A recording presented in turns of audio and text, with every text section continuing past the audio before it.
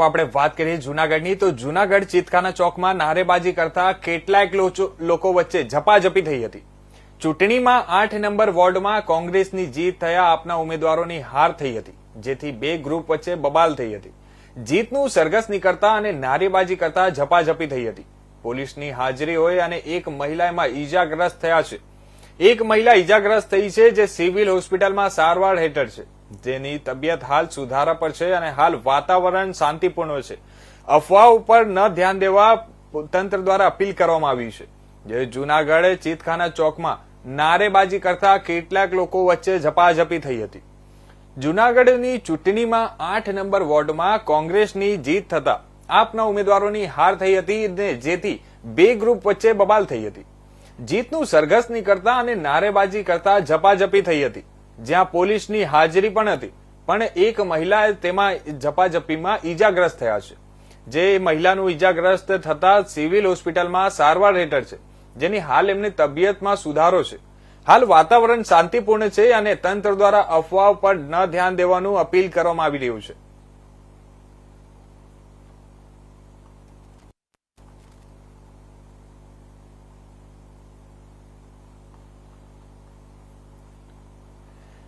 જૂનાગઢના ચીતખાના ચોકમાં નારેબાજી કરતા કેટલાક લોકો વચ્ચે ઝપાઝપી થઈ હતી।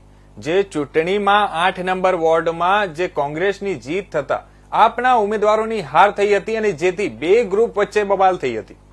જીતનું સરઘસ નીકળતા અને નારેબાજી કરતા ઝપાઝપી થઈ હતી, જ્યાં પોલીસની હાજરી હતી, પણ એમાં આ ઝપાઝપીમાં એક મહિલા ઈજાગ્રસ્ત થયા છે અને એ મહિલાનું ઈજાગ્રસ્ત થતા સિવિલ હોસ્પિટલમાં સારવાર હેઠળ છે, જેની હાલ તબિયત સુધારા પર છે અને વાતાવરણ શાંતિપૂર્ણ છે અને તંત્ર દ્વારા અફવાઓ પર ધ્યાન ન દેવાનું અપીલ કરવામાં આવી રહ્યું છે।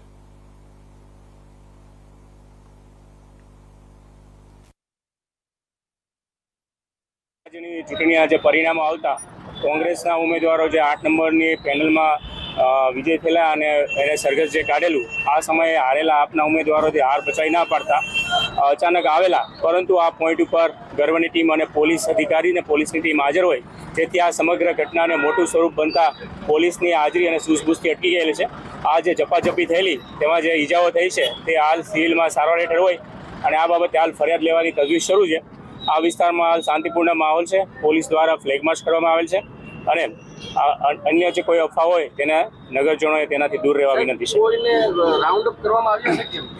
આ ઘટનામાં છે કુલ 2 આરોપીઓને રાઉન્ડ અપ કરવામાં આવેલા છે, અન્ય 10 આરોપીઓના નામ ખોલેલા છે, તો તેને હાલ તે વિસ્તારમાં કોમ્બિંગ કરી તેમને પકડવા માટેની પોલીસની કાર્યવાહી શરૂ છે, પરંતુ વિસ્તારમાં સંપૂર્ણપણે શાંતિ છે, પૂરતા પ્રમાણમાં પોલીસ ફોર્સ છે, જેથી કરીને અન્ય કોઈ અફવાઓમાં કોઈ ગેરમાર્ગે દોરાવું નહીં। મહિલા કોન્સ્ટેબલ ઈજાગ્રસ્ત થયા છે।